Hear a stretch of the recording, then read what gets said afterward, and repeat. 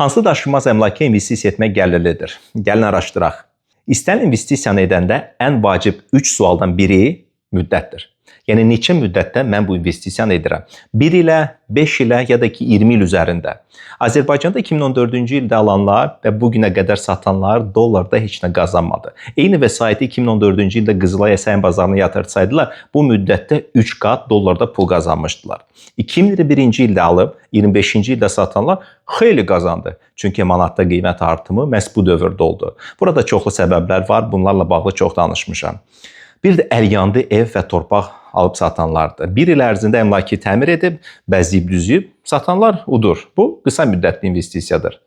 Qısa müddətli investisiyalar üçün sizin çox etibarlı makler şəbəkəniz olmalıdır. Maklerlərin böyük əksəriyyəti təəssüf olsun ki, boşboğazdır. Mən özüm onları yoxlamışam. Ən yaxşı variantlarını özlərinə saxlayırlar. Rahat satıla bilməyən, böyük və bahalı əmlakları sıramağa çalışırlar. Sizin o 1% etibarlı maklerə əliniz çatırsa, buyurun, deneyin, ildə 20%-ə qədər gəlir əldə edə bilərsiniz. Orta müddətli daşınmaz əmlak investisiyalarına gələndə burada ehtiyatlı olmağı tövsiyə edirəm. Son 4 ildə qeyri-adi yüksəliş gördük. Tarix göstərir ki, belə dövrlərdən sonra artım adətən normallaşır.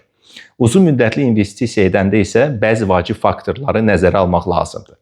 İlk faktor əmlak premium, çox nadir və təklifi məhdud əmlak növləri olmalıdır. Misal üçün, London, New York, Paris mərkəzlərində kommersiya sahələri. Bunların qiyməti hər zaman üstündə olacaqdır.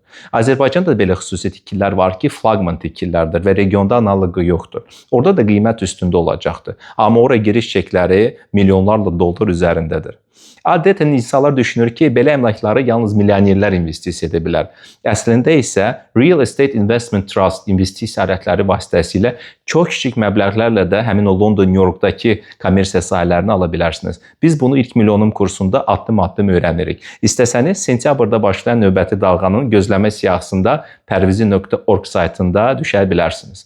İkinci variant kənd təsərrüfatı torpaqlarıdır. Bunlar hər zaman dəyərli olacaq. Amma burada da ehtiyatlı olmaq lazımdır. Rayonda mənə yer verdilər, dədə-baba torpaqlarımızdır, bu investisiya deyil.